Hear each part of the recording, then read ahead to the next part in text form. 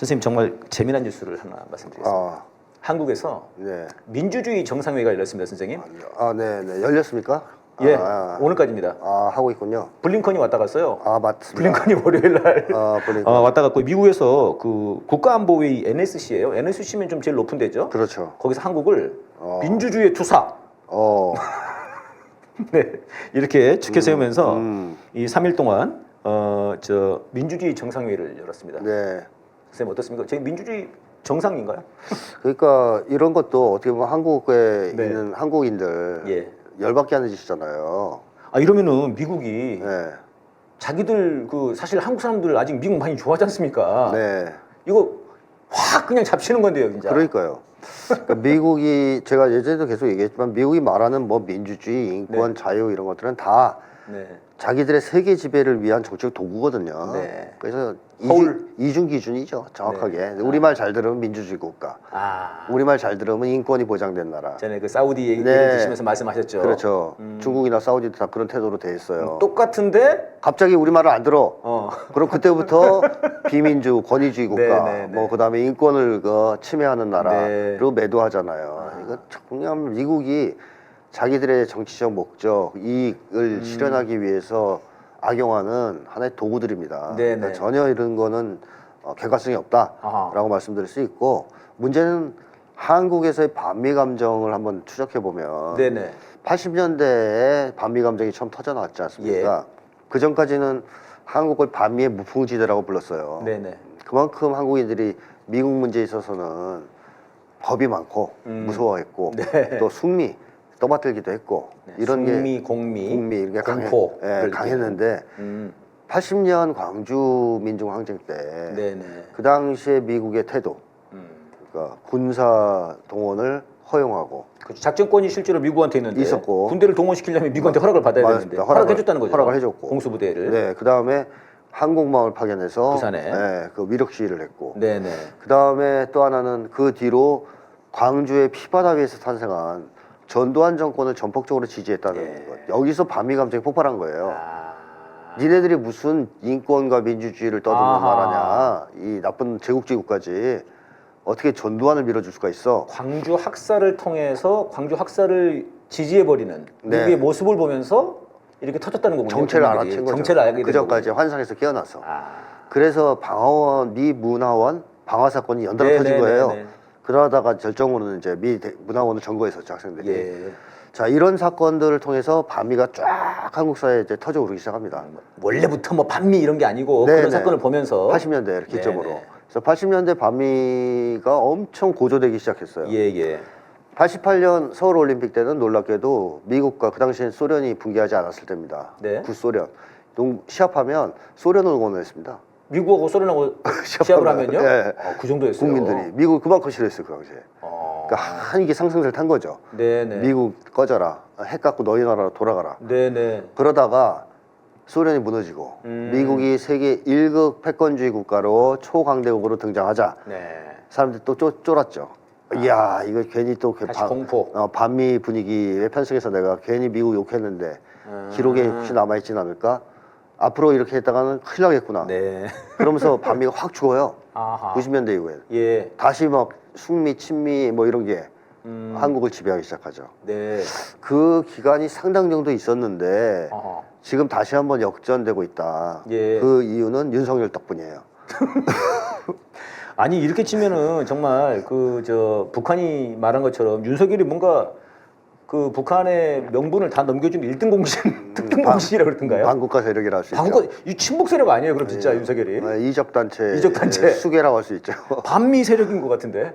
거의 미국을 반미 여론을 조성하는 1등 공신. 네. 그게 북에 칭찬했잖아요, 윤석열은. 그러니까. 잘하고 있다고. 특등 공신이라고. 계속 그렇게 해라. 자, 윤석열이 등장하면서 한국인들이 그때부터 또 미국에 대해서 새롭게 시각을 가지기 시작합니다. 우선 윤석열을 미국이 지원했잖아요. 네네. 백악관에 불러다가 아메리칸 파이도 부르게 해주고. 그랬죠. 그런 것도 짜증나고요. 네. 막 이제 열받아 죽겠고. 선생님 그때 네. 개목걸이 줬습니다. 블링컨이. 네, 블링컨이 목걸이 탁 채워놨죠. 네. 너 이번에 와서 그 블링컨이 그 개목걸이 확인하러 온 게 아닌가. 잘 차고 있나? 목에 잘 배 있나 지금. 짱짱한가. 목에는 안 차고 지금 다리에 차고 왔을 수도 있죠. 뭐. 다리에. 블링컨 보여주려고. 자, 근데 어쨌든 거기에다가 미국이 옛날하고 달라요 상황이. 네. 이제 내리막길이고 이제 쉽게 망해가고 있다. 좀 세게 얘기하면 네네. 망해가다 보니까 얘들이 여유가 없어요. 그러니까 초콜릿을 줄 수가 없는 거예요 한국에. 네네. 이게 이제 한국에 오면 막 초콜릿도 뿌리고 그랬잖아요 옛날에 길 가서 다니면서 뭐 그 정도로 풍요가 좀 풍요로웠죠 미국이. 네. 경제적으로도 넉넉했고. 네네. 그래서 여유가 있어요. 야 반도체는 너희가 해. 우리가 밀어줄게. 네. 뭐 북이 경제 건설 한참 하는데 남쪽이 계속 그 보릿고기에 있어서 되겠어? 우리가 밀어줄 테니까 좀 키워봐 경제 좀. 그래서 많이 밀어줬단 말이에요. 예. 그러니까 덕을 좀 봤다? 아. 좀 쉽게 얘기하면 네네. 물론 우리 모든 국민들이 덕을 보지 못했을지라도 네네. 경제 성장을 미국이 상당 정도는 용인하고 밀어준 측면이 있습니다. 쇼 윈도우를 위해서. 네, 쇼윈도를 위해서. 그리고 그 정도의 여유는 있었던 거죠. 여유가 있었던 거죠. 네, 그 어느 당시에는. 정도 나눠 먹기 할 수 있는. 네. 근데 지금 미국이 잘기대가 죽게 생겼거든요. 네. 그래가지고 이제 나눠 먹기가 안 되고 다 털어가요. 그래서 한국의 반도체 지금 그렇죠. 뺏어가려고 그러고. 공장 지어놓고 다 지금 뭐 예. 뺏어가고. 그 배터리라든가 네. 첨단 산업 분야 다 네. 뺏어가려고 합니다. 그래서 일각에서는 R&D 예산 삭감도 아하. 미국의 지시에 의한 거 아니냐는 의심을 제기한 분들이 있잖아요. 한국의 과학기술을 죽이려고요? 죽이려고 미래에 추적하지 못하게 하려고. 그거 몇 년만 그 삭감해서 못하게 하면 과학기술은 거의 못 따라가거든요. 야, 이건 마치 그 선생님 그러면은 이 85년에 플라자 미국이 합의. 플라자 합의를 통해서 일본을 작살낸. 일본 경제를 작살내면서 그걸로 사실 핏발아가지고 지금까지 사고 네, 있으니까 네. 일본이 지금까지 30년 예, 그냥 완전히 밑바닥을 죽쓰고 있죠. 죽쓰고 있는 건데 그런 거랑 비슷한 거네요, 그러면. 똑같은 거죠. 아. 예, 그때도 미국이 좀 급했어요. 80년대에도. 그러나 네, 지금은 더 급해요. 아하. 상황이 더 안 좋습니다. 예. 그래서 지금은 다 빨아가는 중이에요.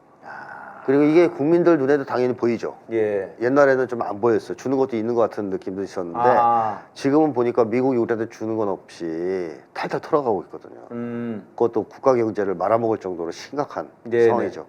자, 여기에 윤석열이 앞장서고 있고요. 자, 게다가 한국인들이 제일 싫어하는 일본과 자꾸 협력하라고.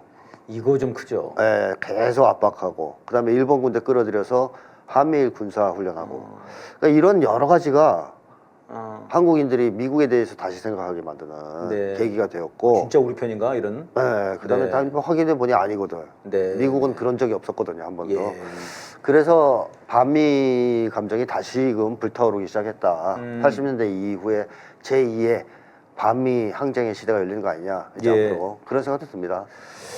그러니까요. 그런 이게 상황에서 윤석열이 지금 뭐 입틀막을 하고요. 네. 그다음에 국회의원 예비 후보 뭐 선거 유세하는데 그 막 폰을 뺏어가고 네. 막 넘어뜨리고. 네.